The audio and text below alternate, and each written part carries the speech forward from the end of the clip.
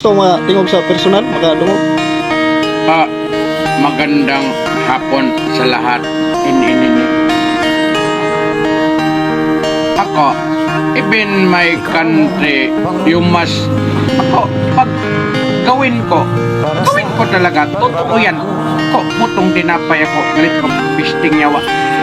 Ano ang, yung drugs, my God, I hate drugs. Totoo yan.